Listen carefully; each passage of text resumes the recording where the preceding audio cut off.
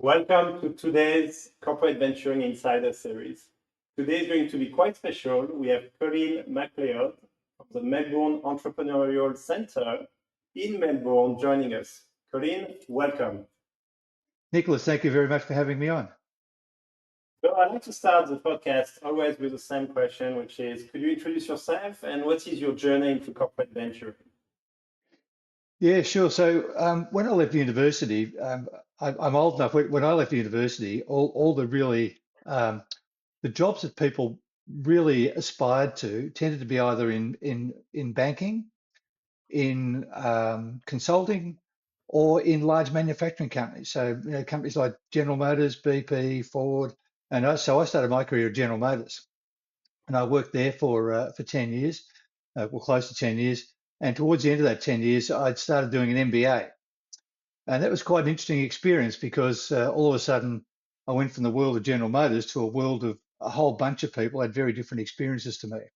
So, the old thing about you learn from both your teachers, but you also learn from your peers. And so I found out a lot about the world outside the company that I was working in. And then I got an opportunity to teach. The business school that I did my MBA at asked me if I'd do some teaching on a part-time basis. Um, and I did that, and I really enjoyed it. So I was then given the opportunity to become an academic. So I did that for a couple of years, and then I decided, well, if I wanted to be an academic, I should do a PhD. Hmm. So it took me a while to sort of land on a topic, and there's a bit of a story. Everyone who's ever done a PhD has got a story about how they found their topic. But the topic I landed on was the commercialization of new technology. The side story to that is Australia as a country is very good at inventing things. We're one of the most inventive countries in the world. Every day, people around the world use things that were invented in Australia. Wi-Fi was invented in Australia. Black box flight recorders, plastic lenses in glasses, cochlear ear implants. If you've got children and you've had a sonogram, the sonogram was invented in Australia. What we've never been very good at is commercialization. So, for example, our major export is still raw materials dug out of the ground, raw minerals and agricultural exports. So it was a really interesting experience doing it. And part of the way through that experience, I got the opportunity to work at Berkeley for a couple of years. So I took a leave of absence from the University of Melbourne. I sort of worked at both universities because their semesters sort of offset.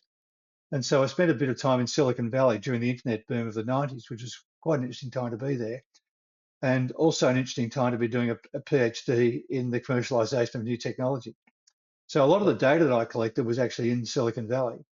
Then I came back to Australia, left uh, university life, worked for Goldman Sachs for a number of years, and then I worked in professional sport. So I worked for the Australian Football League. Um, some of your viewers, listeners may know that Australia has a very idiosyncratic sport called Australian rules football. It's as idiosyncratic to Australia as American football is to America. It's as popular, it has an enormous following in Australia. So I worked there for 6 years. It was once again, quite an interesting experience because at the time that I was working there, this is called the AFL, the Australian Football League. It was really around the time of the emergence of new media. And so all of a sudden, instead of worrying about local television stations and vying for broadcasting rights, all of a sudden we're hearing about Google and Apple and broadband and streaming and things like that, and the rise of social media. Um, and so it was a really interesting time to be working in an organisation that produced large amounts of very popular content. So that was probably a bit of corporate venturing, but by accident, I think to some degree. And then after I finished the AFL, I went back to academic life. So in 2012, I came back to the University of Melbourne, but I'd sort of gotten a bit of the bug around new ventures and venturing in general.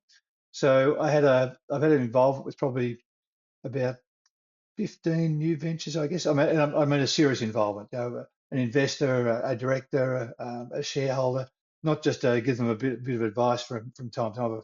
I've had hundreds of those, but probably 15 where we was involved in raising venture capital and being a director of the company and taking on some of those responsibilities.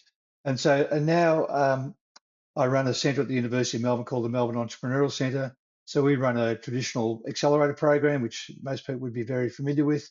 But we also run a bunch of programs aimed at our research community. And as I mentioned, Australian researchers are they're world class. Australia is one of the few countries in the world that has 7 universities ranked in the top 100 in the world, which will surprise a lot of people. You know, we're a country of 25 million and we have 7 universities ranked in the top 100 in the world. Um, we always talk about per capita. You know, if we come the Olympics, everyone talks about per capita gold medals. We look at per capita publications and patents and things like that.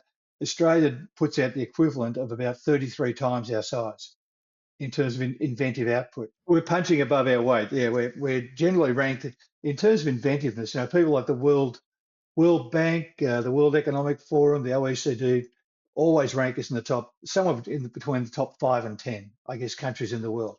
And that's in raw data, but we fall outside the top 50 in terms of outputs, in terms of commercialization and public impact. So a lot of my work is actually working with the research community and try to help them work out their own journey as a researcher. Do I want to continue to be an academic? Do I want to go with a spin out? Do I want to license my technology? So a lot of the growth of what we do at the University of Melbourne, which is where my centre is located, is working with the research community and trying to help them work out ways in which they can have an impact with their research that goes beyond the traditional measures of things like publishing. So that's about where I am today. Thank you, Colin. I'm going to double click on a few things, but the first one would be your MBA. It felt from your introduction, this was your first inflection point, especially how you talked about meeting so many different people who thought differently from you. What would be your maybe top reason for someone listening to this podcast, thinking about going into corporate venturing, to consider an MBA or not to consider an MBA? I think, well, certainly, you know, I did my MBA 30 years ago, so it's changed quite a lot. But I do think one of the interesting things, for various reasons, I've had a long, even though I worked at Berkeley, I've had a long association with Stanford and with MIT. And one of the things I always find interesting is that about 30% of the graduates of both business schools go into early stage companies. Yeah. When I was doing my MBA, people were generally trying to get promoted in their current company or change careers. You know, particularly, you know, I want to move from being an engineer to work for McKinsey or to work for JP Morgan. Increasingly, we're finding today that people are using an MBA as a way to get into early stage companies. Of course, in early stage companies, we often joke about the fact that, you know, when you become a CEO of an early stage company, CEO stands for the Chief Everything Officer. And of course, MBAs prepare you for that. You know, you learn about everything. You learn about finance. You learn about managing people. You learn about managing projects. You know, you learn about culture. You learn about marketing. And really, in an early stage company, so in large companies, as you know, you often tend to become a specialist fairly early, and that's, you know, that you sort of get rewarded for specialized expertise. In early stage companies, you get rewarded for general expertise. And so I think the biggest thing that I would think about is, you know, where do I want my career to go? And where does what skills do I need to get there? And where will an MBA fit in? I mean, I've got an MBA, I've got a PhD, I've gone down very traditional educational pathways. Um, there are lots of ways to learn. They were just the ones that suited me, and I think they suit a lot of people. Now, I do my best in a sort of structured environment, you know, where I have to hand in assignments and there are deadlines, and there's someone saying, you know, where is it? I need to have this, and I work well under that sort of pressure. Other people are much better at, you know, being sort of self-learners, if you like. And so I think you've got to sort of find the method that works for you. And it's interesting, the many years that I've been involved with Silicon Valley, one of the things I always find interesting in Silicon Valley is people would say that modesty is not regarded as a virtue. If you've done something, don't be shy about it, you know, tell people. But, and this might sound a bit contradictory, but humility is very highly regarded. Saying, I don't know what the answer is, but this is how I'm going to find out, is very highly regarded. And for me, an MBA and a PhD were the ways in which I found areas in my knowledge that I didn't know and gaps in my knowledge, and they were the ways in which I filled those gaps. So yes, what you're saying is knowing what you don't know is quite valuable. Yeah, absolutely. Yeah. I want to touch on your PhD, but more the content of your PhD, which was really about commercialization of innovation. And when we look at startups and looking at investing in startups, they always have really good ideas for value creation. That's why they're starting. They are going to create value for society, maybe for our planet. Value creation is never the problem. The value capture, on the other hand, is always a challenge. And I always think of this as a ratio. What's your value capture divided by your value creation? And I feel like your PhD really deep dive into this topic. So if you don't mind sharing some of the insights you got from that, but also how your thought process evolved over time in terms of commercialization of innovation. I think like a lot of people, and I'm not sure it's changed all that much. I think a lot of people do have a bit of a sense of, if I build a better mousetrap, the world will beat a path to my door. And as you know, we see the data from companies like CB Insights, 50% of startups fail because they build a product nobody wants. I Mm. suspect that number hasn't changed, since I did my PhD back in the 90s. And so I think we do have this sort of shiny new object idea. If I build something, people will come and find it. And I think the point you raise about value, what is value, and do we understand value from the customer perspective? Do we understand value from the perspective of potential suppliers, other partners, and what have you? I was particularly focused on partnerships and how do people form partnerships, and the idea. And you would know at a company like TDK, couldn't do everything themselves. Someone Yep. had to manufacture it, someone had to invent it, someone had to distribute it, someone had to provide the warranty, someone had to provide the service. And Yep. so, in many respects, I hadn't thought about it until recently, but what I was looking at was something like what we now would know as a business model canvas. What are all the relationships I need to develop to take my idea to market? And how am I going to compensate people? And the point you made before about some people get compensated because they're on the mission to make the world a better place. Mm. So I might be a software engineer who'll take a lower salary because I think you're working on something that really sort of touches my soul, if you like. Some people want to get a financial return. Some people just want to feel like they're doing something meaningful and all those sorts of things. I think the issue of value capture is something that most founders don't understand very well. And I think they don't really understand. They don't understand what the value is that they're playing with. So a really simple example is that if I'm in Melbourne and want to go to Sydney, there's 5 different ways I can get there. So Mm. Qantas, or a global brand, is competing with my car. If I want to go to Sydney, it's competing with a bus, it's competing with a train. Whereas Yep. most people think, well, I'm only competing with Qantas if I'm in the airlines, which isn't true from a customer perspective. So I think this idea of value isn't well understood. And I think that we see, I don't think founders put enough rigor into trying to understand, is this actually a viable idea or not? Does this actually provide value? So one of the things I always say to my students, I say to anyone in a founder who's a founder, one of the things that you're trying to do, and you should never lose sight of, is you're trying to get people to change their behavior. Yep. You're trying to get them to do something in the future they haven't done in the past, which is buy your product or service. Now you think about how difficult that is to do. Every day, people do things that they know are bad for them. They know they shouldn't smoke. They know they shouldn't drink and drive. They know they should be careful about their diet. They know they should get more exercise. And these are things, if they change their behavior, it would actually be good for them. They still won't change their behavior. You think about relationships you've been in, you thought, I wish they'd behave a bit differently. Friends have had a really annoying habit. We're told about it, and they still won't change. Yep. And so this whole idea of we're trying to create enough value that'll motivate someone to behave differently in the future the way in which they have in the past, I think is a point that not enough founders really understand. And so is it a big enough problem? And can I actually solve that problem in a way that is attractive and unique? And I think if more founders did that, the success rate of startups would go up. And then you get to the problem, well, if the issue of sort of value capture only becomes live when you've created customer value in the first place. Otherwise, we're arguing over zero.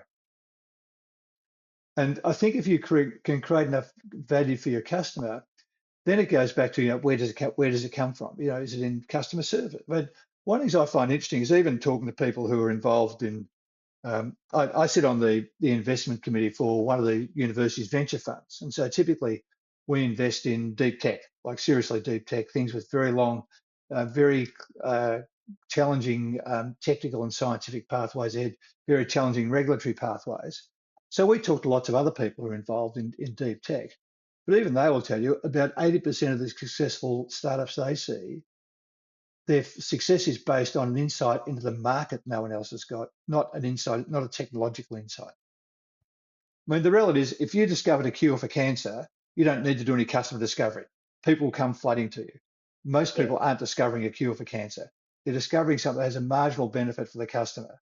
And so what's the incentive for the customer to change their current behavior to your behavior? Yeah. So I'm going to ask you questions about the University Investment Fund, which I think is called Genesis Pre-Seed.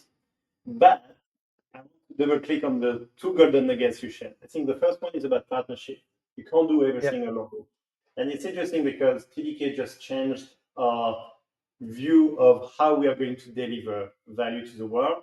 And the way we describe it is to be the partner number one to our customers. So I think the partnership concept is really, really key. But the second one, and I like to think about it from the job to be done concept, what it is the customer is doing today, and you're trying to change the behavior for them to change. But the job to be done is the same. Like you said, to go to Sydney is your job to be done. And you have different choices, and how do you change behaviors depends on how they want the job to be done differently, or maybe create something which has never been done before. And you talked about rigor, and that's why I want to double click, because you work with so many entrepreneurs. You've been active in 15 different ventures, raising capital. How do you apply that rigor on the value capture? This is really hard, so I want to know if you have some tips. I think you've got to have something that no one else has, and it's usually knowledge. And it's usually knowledge about the customer that no one else has. I mean, the classic sort of product market fit. Is there a gap in the market, and is there an opportunity for me? And if you've got that, then you're probably going to get a bigger value capture than if you've only got marginal value for the customer. Mm. So I think in the long run, the advantage you have as a founder is understanding where you're creating value and where you create the most value. So I'll give you an example. I was involved, although I'm sure they won't mind me mentioning them. I was involved with a company called Kepler Analytics, and basically they have a technology that follows people around retail stores. So your phone, your smartphone has a MAC address in it. They can't pull any personal data out of it. It's compliant with all the regulations. But each MAC address is unique to a phone. So they can see how you navigate around a store. Do you spend longer if it's an electronic store, in mobile phones or in games and all that sort of thing. And when they started, they thought their customer was head office. We can provide you with, if you've got 100 electronic stores, we can provide you with information about all your stores, and you'll be able to use it to run marketing campaigns and so on. But it took them probably 3 years to find out that the most value was actually for the store managers. Mm. And of course, they go from providing, if you like, a few reports to head office to providing bespoke reports to store managers. But once they did that, their business took off because they were providing the store managers with something they could act on today. I can change the layout of my store. I can change. So if I know that on Fridays in my particular store, and Friday evenings when we've got late night shopping, more people are in the game section than they are in mobile phones, I can staff and stock my store accordingly. The identical brand, the identical electronics store 2 suburbs away, on Friday nights, it might all be about peripherals. It might all be about computers. So all of a sudden you can match your staffing and your store environment to the needs of the customers at a moment in time and in a very short notice. And their business has just taken off. But it took them 3 or 4 years. I said to the founder one day, how did you find all this out? And how did you actually find out what the customers wanted? And he Yeah. said, What was the aha moment? yeah. And he said, I spent 3 months and went and spoke to 180 store managers. So that was his rigor. That was, we go back to the point before. This is a guy, and I actually taught him as a student many years ago. He was always very conscious of, what don't I know? how can I fill the gaps? And what he realized he didn't know is the value the store managers got out of their reporting. And if they could just get the generic company-wide model, that was useful, but it wasn't super valuable. And now, of course, he's got data that no one else can provide because he's got data from 30,000 stores around the world, literally trillions of data points that no one else has got. And that's his value capture is in the knowledge, not in the technology. Because he's got Yeah, value capture from the uh, person in charge of the shop, but probably with all that data, now the headquarter can do something about it. absolutely. I'm absolutely right. Okay. And, but it's interesting because it took 3 years to get to the point where he spent 3 months to actually interview all these potential customers. And so I think when you talk about trigger, and there is this concept of lean startup, which is what it is that we want to test today, the biggest risk. So any other tip about the rigor of value capture, identifying where you will get the maximum value capture? I think I think the challenge for most founders is they think the value capture is in the product. It's in the customer. I mean, the whole you mentioned before about the jobs to be done. I think that's a really good framework for thinking about value capture and Mm-hmm. like what is the customer really trying to do? And firstly, is it a big enough problem that there's an incentive for the customer to change their mind, to change their behaviour? And secondly, is this a sufficient solution to activate that behaviour? And I think if you're doing those things, I mean, the issue of value capture, I think, also changes over time. Like the example I just gave, their ability to capture value early in their journey was fairly limited, if you like. As time's gone on, and each one of their customers, and they've got hundreds of major retailers around the world are now their customers, but they all benefit from the organic data, if you like, and the shopping trends and so on. So the value capture is, I hesitate to use, you do get a sort of monopoly, I guess, with the data that goes well beyond anything you can provide with the technology. So I think over time, you've got to be alert to the fact that your ability to capture value changes and the mechanism by which you capture it changes. And you've got to sort of be alert to those opportunities. Very nice. So I want to ask about what's specific to Australia. But before I do that, I think I'm going to take advantage. You lived in Silicon Valley and you went to Berkeley. How do you see the biggest difference when it's about entrepreneurial aspects between Australia and Silicon Valley?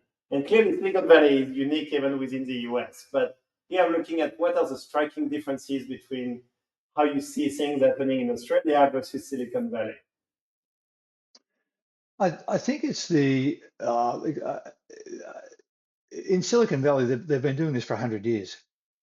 The famous story, the first great brand to come out of Stanford was effectively Hewlett Packard, and that was in the 1930s. So that was 90 years ago. So that's how long they've sort of been doing it for. And so we sort of can't forget that these effects are cumulative. There's also some legislative changes in the US, that, particularly around the right for inventors to get value out of their invention, particularly for academic inventors. There are sort of tax concessions and things like that. But I think the thing that sort of distinguishes Silicon Valley is it's like um, everyone's involved in it. Like everyone's got a startup, everyone's connected to someone else. The places like Stanford and Berkeley are sort of central to all those things. It's interesting. You talk to people at places like Stanford. Um, they have a program there around medtech called Spark, and they'll say the most important thing they do at Spark is have beer and pizza nights every third Wednesday. Just to bring the community together, talk about what they're doing. We would say that even in the programs we run, we have a range of, I guess, things that we do to support our entrepreneurs. But the most important thing they get is good mentorship.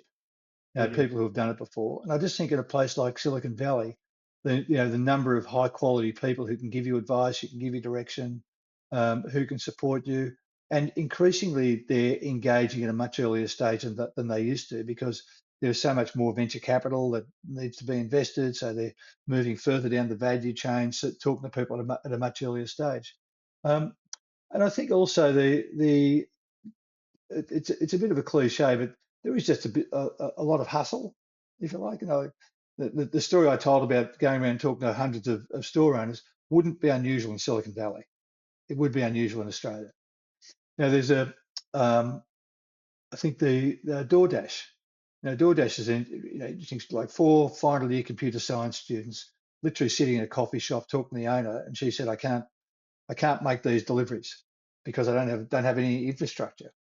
And so they literally walked around Palo Alto and spoke, I think, to 150 cafe owners and bakeries and what have you over a few weekends, and found out this was a real problem. Now, these are guys who are about to graduate in computer science from one of the world's great universities, and they spent their Saturday afternoons and their Sundays walking around Palo Alto trying to find out if this was a problem worth solving. And they found out, yes, it was. Then, of course, it's a two-sided market. They had to go and find some customers. And the story of how they built, it's their story, so I won't try and tell it. But basically, when they started DoorDash, they were still students. And so when the phone rang in class, had to leave class, hop in their car, go and buy the product, and go and deliver it. And so the sort of hustle to do that, they're all final year students when they started doing this. And so it started off as a side hustle, but every customer they spoke to, they'd ask them 3 or 4 questions. How did you find out about us? What's your favorite? Why do you go to this particular restaurant? What's your favorite food? So just this idea that we're continually learning, Yeah. and we're learning about the two-sided market simultaneously, if you like. I always say to my students, you talk about a two-sided market. What do you get first, the supplier or the customer? And the answer is you've got to do both simultaneously, but you've got to have a strategy for doing both simultaneously. So I think this continual journey of learning is what often distinguishes great entrepreneurs from people with just a startup idea.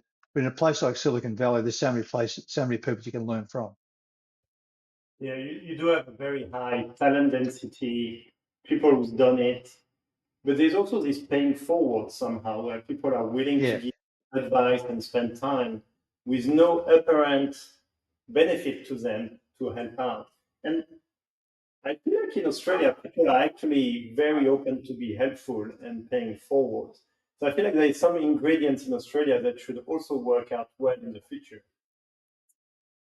I think that's true. I think certainly as a university, we get a lot of help from our alumni, and we've got alumni all around the world now. So we started off as quite a small accelerator program that had four teams in it. This is in 2012. This year we'll have probably 500 people go through our programs. Wow. Some are academics, but so we use mentors quite extensively. And it's interesting because like any good university, we have lots of people who've been very successful, who've made a lot of money in their chosen careers, whether it's corporate banking and manufacturing, consulting. But the one thing they are all willing to give, funnily enough, is time. And yet for many of them, it's their most precious resource. It's the one thing they would complain they don't have enough of. But I do think they do share a sense of, as a country, we can't continue to rely on mining and agriculture as our principal exports while we keep on inventing great things and basically selling the technology overseas. We, like most countries, we have all aspired. People my age have all aspired to get better, get a better education, better jobs, so our kids can have more options. We can send them to university, or if that's their chosen career, they can get better jobs. But then you sort of say, well, where's the big new companies? Where's the big new industries providing those opportunities? And the answer is they're not here yet in Australia. And I think people are now recognising this is a bit of a national imperative, so we all need to be doing it. I think this is somehow one of the reasons of the Genesis Pre-Seed Investment Fund from the university. You're on the board of it.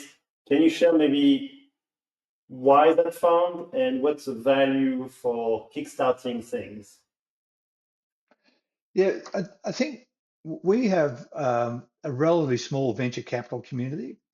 And if you look at their investment pattern, probably over the last decade, it's been sort of optimized around SaaS, e-commerce, software, really, I suppose.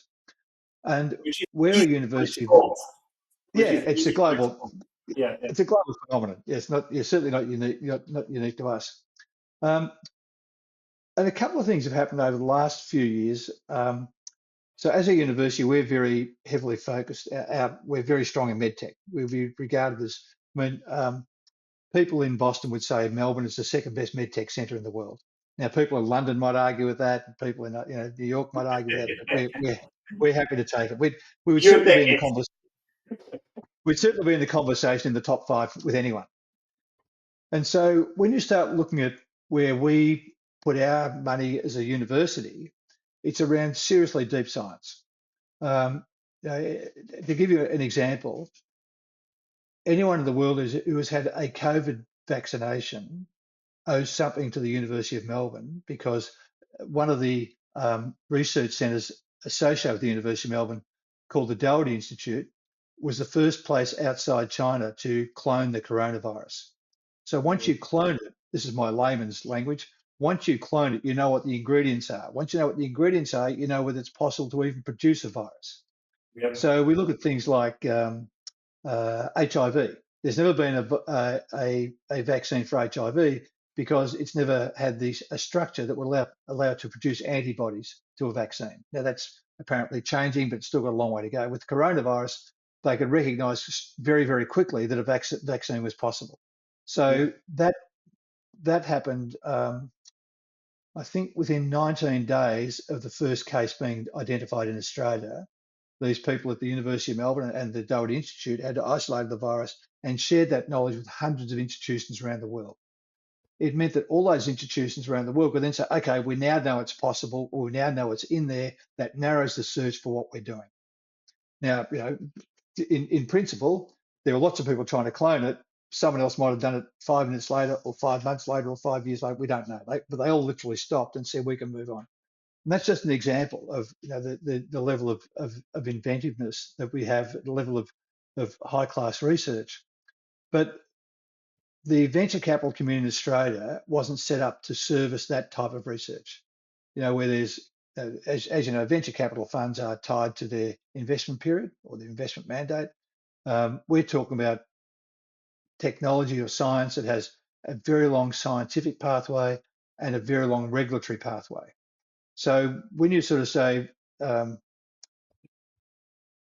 got an idea, or I've got some lab results that would indicate that this is a potential pathway for a drug or for some other therapeutic, but it's going to be 15 years before there's even a product. That's not very attractive to venture capitalists. Now, and it's not venture capital's problem to solve. They've set up to invest in particular things. In Australia, not particularly set up to invest in seriously deep tech. So what we found is that there was a gap between the traditional university proof of concept funds and early stage deep tech investment. That was why the Genesis Fund was set up. So we're really in the business of helping people move from saying, well, I've got a piece of technology which I can take forward with proof of concept funding. I have to build a venture to house that technology. I need a shareholders agreement. I may need to find a CEO. I need a project plan. I need shareholders agreements. I need a structure to put it in. I need people around me who may not be scientists. I might need to find a CFO. I might need to find a head of business development who can start talking to the market, even though we're 5 years away from having a product. I might need people who understand strategy. Who else? I mean, it's one of the things that's really interesting about the Genesis Fund is we're talking about markets that may not even exist yet and may not exist for 5 to 10 years' time. And so when we talk about doing customer value propositions and customer discoveries, how do you do that for a market that doesn't exist or may not exist for 5 years' time or 10 years' time? So that's one of the challenges that we've had. How do you get the information that would allow you to make a considered judgment about a market that may not exist for 10 years? So that's It's the tough. business we're in. It's tough. Especially you mentioned in Australia, many VCs invest in SaaS. And clearly, a while back, Atlassian was a big success, but recently Canva is a big success. You get returns on your capital much quicker, much earlier than if you invest in deep tech, where you need really patient capital. Do you think Australia is ready for this type of deep tech, 8, 10 years waiting time before you can return the fund? I think it's getting more ready for it, and the reason I say that, so if you looked at the large venture capital companies in Australia, they really started to grow quickly, probably about 5 years ago, and they started to grow when pension funds started to invest in them. Mm. So what we call superannuation funds in Australia, and they were sort of saying, well, if we're a superannuation, and particularly those that were sort of based around unions. Um, and so they sort of said, well, part of our responsibility is to invest in future industries. We can't keep on investing in traditional industries. And we're seeing these sorts of returns coming in. So what we call industry super funds. So if you like, union-based funds, union-based pension funds start to invest in venture capital. And we started to see probably um, half a dozen of our venture capital funds very quickly became billion-dollar funds, $1 billion in Australian money, and very quickly by Australian standards.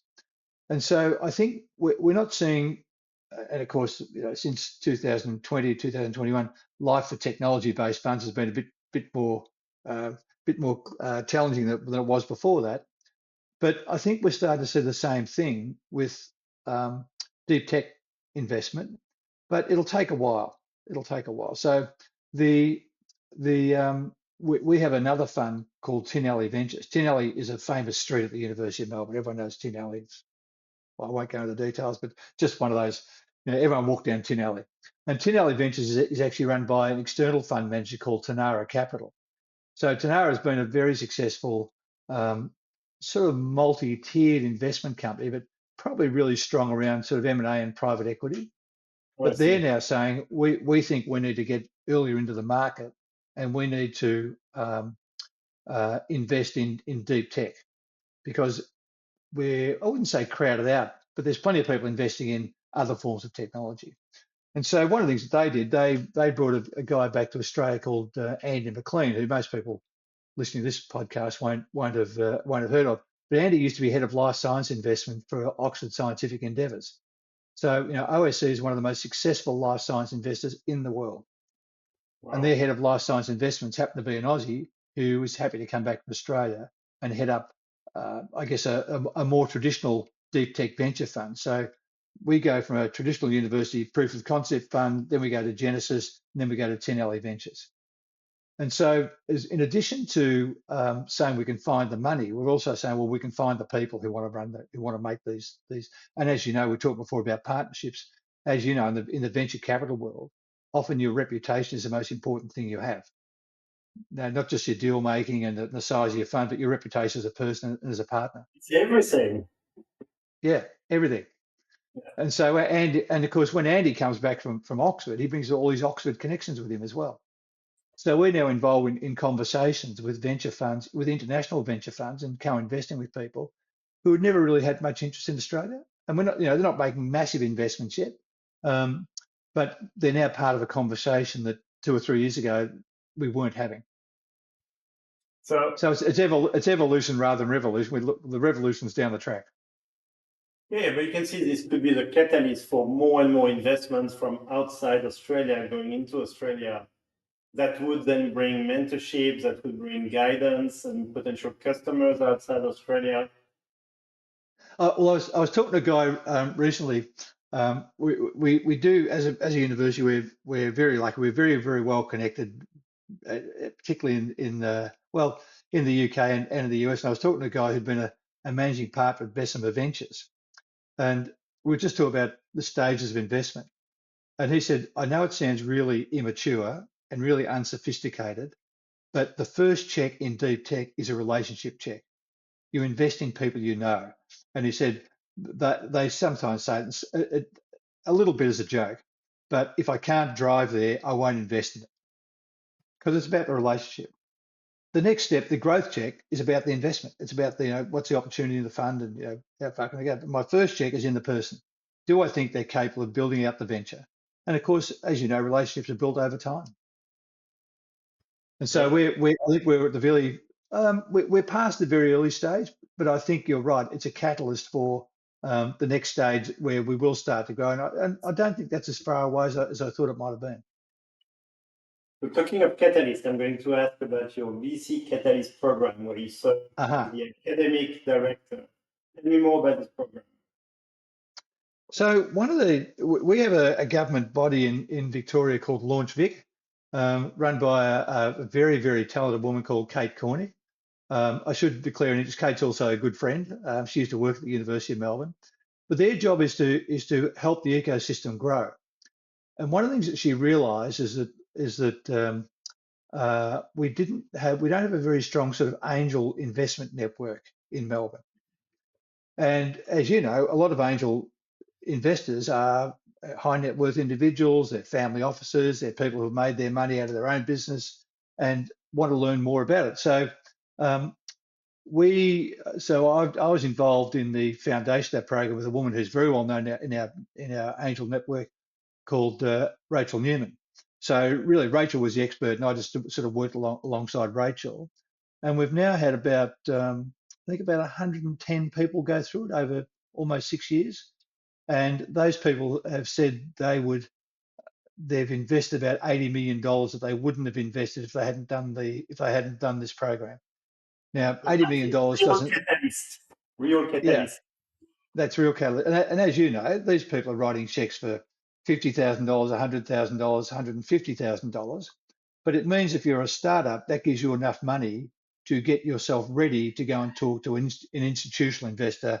Not, but the other thing about it, of course, is in many cases, these people go on the journey. They become mentors, they become friends, they continue to invest down the track, and they become part of a larger community. And as you know from your own experience, in the world of venture capital and the world of new ventures, the community is everything.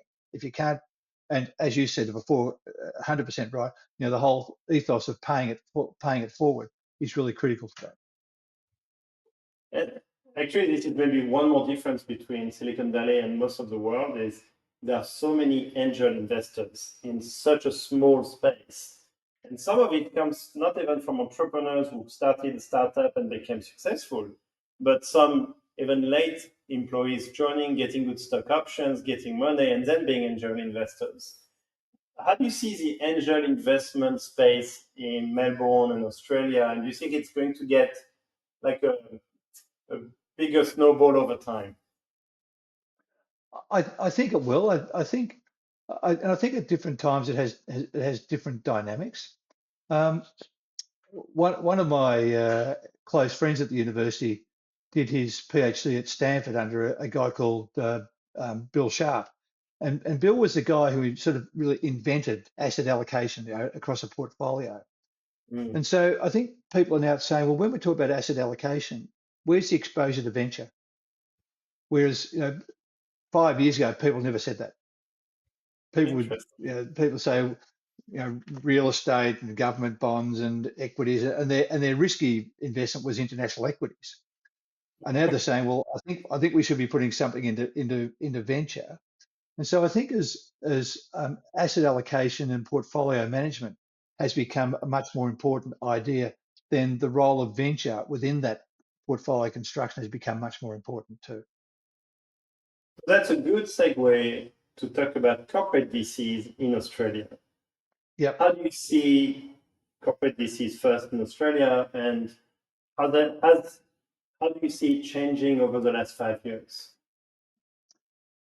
Um, I think in Australia, the corporate VCs have probably had a bit of a lower profile than what they do. I mean, once again, when you look at the numbers that come out of the US, the big corporate VCs are Google, Amazon, Apple, same as the big Samsung, the big R&D Yeah. investors, big and Intel once again, Capital. So Intel Capital just announced they are going to spin off as a financial VC, so that's a big one. oh, okay, yeah. Well, we had a guy. I won't mention his name, but he was in the Melbourne Accelerator program, our traditional accelerator program, in about 2012, and the business he was in got sold off. So he went to the US. He's a software engineer, worked for Google, and I'm thinking DoorDash. Um, he did his own startup looking at a particular problem around data management. His first investor was Google for $300 million, which at that stage was bigger than the entire venture capital industry in Australia. But Not bad. I think in Australia, um, corporate VC has probably been, it sort of works in unusual ways and probably not quite visible ways. So to give an example, um, one of the unicorns in Australia is a company called Aconex. And the two founders, one was a guy called Lee Jasper and the other guy was a guy called Rob Philpott. And they went through uni together and then worked at McKinsey together. And McKinsey had this tradition, if you like, that if you find an idea you want to work on, you can have a year's leave of absence. So they left for a year, worked on an idea, and this apparently applies to McKinsey around the world. Um, and they worked on this idea and they came back and they said, we've got this idea, we think we can make it work. And it was about sort of managing documentation and procurement in the building industry. And so the people at McKinsey invested in this idea. They thought, there's a smart young guys, they've really done a lot of work putting this together. We'll invest in it. I don't know whether, certainly as individuals, I don't know whether there's a partner fund, but I think increasingly we're seeing that sort of model where people in high profile corporate roles are making direct investments. I think from a fund perspective, it's nowhere near as prominent as it might be in, say, Japan, in you know, the big Japanese investment companies, probably not as prominent as in the US or even in Europe.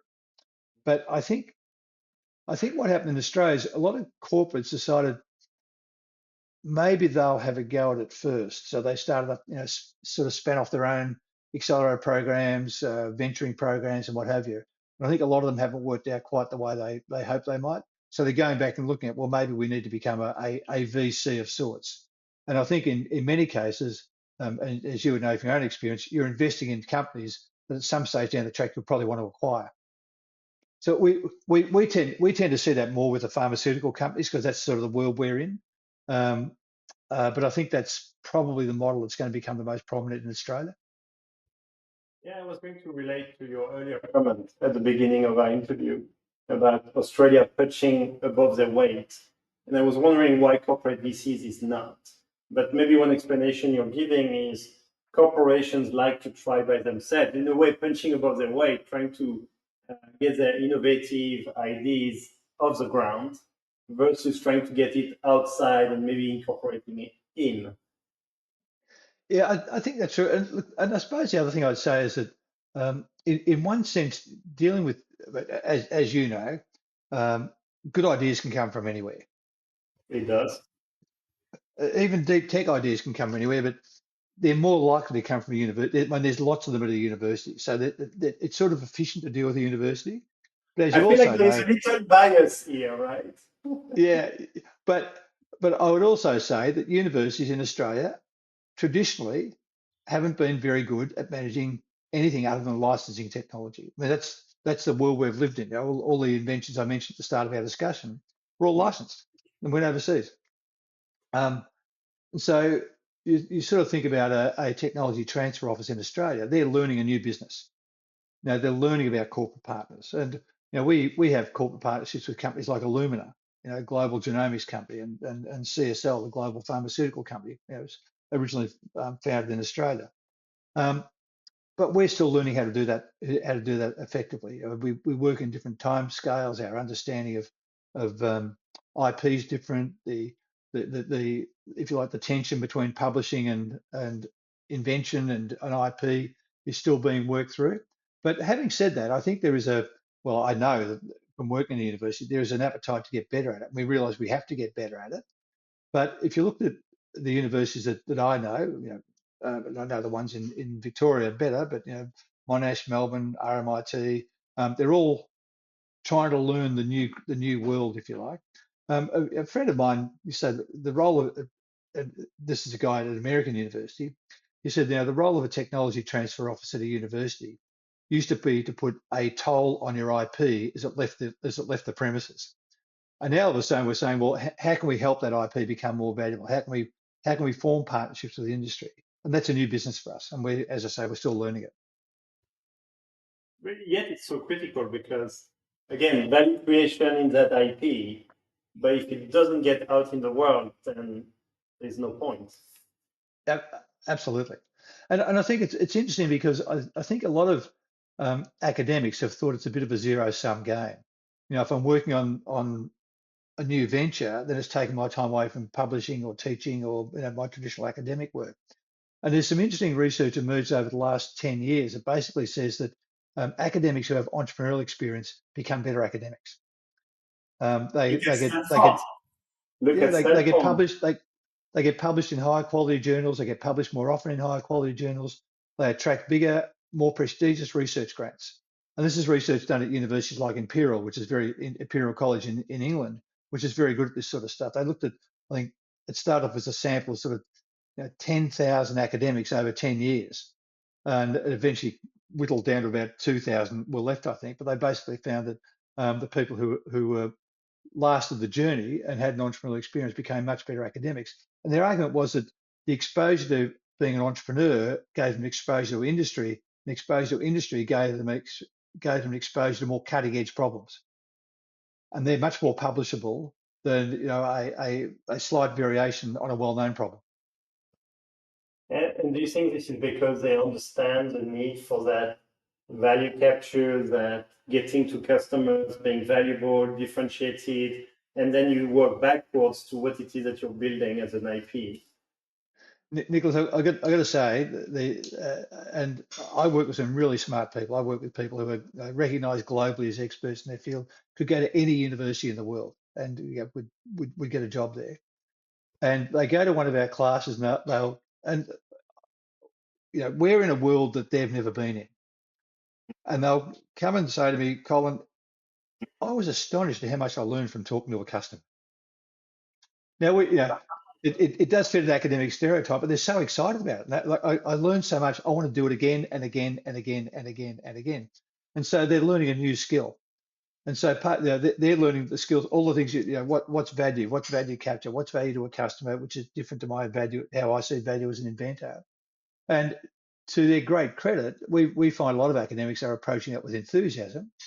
And we've had we got some really good, we had about, I think, 10 spin-outs this year, which for a university of our size is quite a lot. It's the most we've ever had. But we've also, across the various accelerator programs that I'm involved with, over their life, we've raised about $400 million in external funding. And that's not all academics. Most of that funding is through the traditional accelerator program. But all of a sudden, there's a bit of a vibe in the university that this sort of thing actually works, and we can see researchers who are actually developing technology that's having an impact in the world, not just scientifically. And every researcher we talk to, why'd you become a researcher? And none of them say because I want to become the new founder of Google or what have you. They all say because I want to have an impact on the world. We're saying, great. All we're going to do is show you a different way to have impact. And we find some people really embrace it. That is a golden nugget. So, with your view of the ecosystem of corporate VCs in Australia, which is growing, I think, but still maybe timid, how would you advise local entrepreneurs to engage with corporate VCs, raise money from them, and try to extract value from these corporate VCs, not just money but value?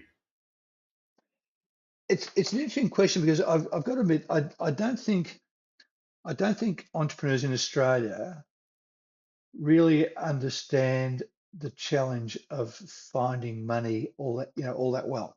And so I'll include corporate VCs in that. So there's a sort of rule of thumb in Silicon Valley that you need to have about 100 meetings to get investment.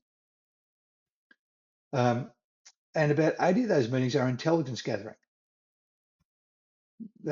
So if I said to someone, oh, look, I've had a look at TDK Ventures and I saw this guy there, Nicolas Sauvage, can you introduce me to Nicolas? Because he's a VC, they might say yes, because they're just trying to be helpful, but it's not doing you a favor, not doing me a favor. Unless I can say, I'd really like to talk to Nicolas Sauvage. This is why I think I'd be a good fit with what he's trying to do. This is what I've heard him say about what he's looking for in investment. This is what I know he's recently invested in, and it doesn't cut across what I'm offering. It might be complementary. I've actually called some of their portfolio companies, and they've spoken to me about what TDK Ventures are like, and what Nicholas is like as a mentor advisor. You know, like is he just a dancing man at the start and we never see him again, or is he really there for the long haul and all those sorts of things? So I've done all my homework because I know that when I sit down with you, I want it to be with the right value proposition for you at the right time. And if I haven't done the homework that gets me to that, it's just, oh, you know, TDK, well-known international company. You know, I've checked Nicholas out on LinkedIn. I've connected with him on LinkedIn. It's just really superficial. And I think the whole idea of saying, you know, talking to the right person, not just the right company. I mean, I'm sure if I went to TDK Ventures and looked at the various people who make investments there, they have different things that drive them. Some people would be sort of hearts and minds. I just want to really feel the passion. Others would say, I want to show me the numbers. Well, if you're showing your numbers to the hearts and minds person, you've got a problem. So you've got to really do the homework. You've got to be in front of the right partner at the right time with the right value proposition. And it doesn't matter whether you're talking to corporate VCs or institutional VCs. I think it's the same story. And it's amazing because I can receive a cold email where I can very quickly see the person has done the research. They can Yeah. quote one or two portfolio companies that are relevant but different. They can know about what we're doing. We have a website which I think is very unique in the VC ecosystem, because if you go to our website, you can see all our deep explorations, the past deep exploration and the current one, and you can see which investment director is driving which deep exploration. Mm. It's really easy to find information. And so if in a cold email, there is not even a mention about our portfolio companies that's relevant or the deep exploration we're conducting, we know they haven't even checked the website carefully enough to be able to find that match. So I really like your point, which is there is a level of research to make sure that when an introduction is made, it's at the right value proposition. Absolutely. And I think to your point, you know, increasingly we see VCs, corporate VCs included, putting investment notes on their website. This is who we invested in. This is, you know, we can see the ones that you write. We can see the ones someone else at TDK Ventures write. We can see the language that we can use Chat GPT. What's the language they use? What's the words they highlight? What really was attractive about this company versus that company, and so on. They've named the person behind the company. Why don't I give them a ring and say, listen, I just saw that the TDK Ventures had invested in you, and I'm thinking about opening discussion. Could I take 5 minutes? And most people would say, yeah, happy to do that. You know, they all know a rising tide lifts all boats, so people tend to be helpful. It does make a big difference. So I want to end with a final question, and this is future looking. Let's imagine Melbourne 20 years from now is becoming the next Silicon Valley. Okay, this kind of amazing future. And we try to backcast to today. What do you think are the missing pieces to get to that ideal state of the future? What it is that Melbourne is missing, but if we had, then we could get to that next Silicon Valley 20 years from now. I think there's two things. One is we are part of a global community, and I think about the University of Melbourne and our alumni network. They're sort of examples of a global community we don't use very well. In the 6 years I've been in this job, I've never called an alumni and asked them for help and had anyone ever say no. So I think understanding understanding that, the way in which the whole city, not just the University of Melbourne, I use that as an example.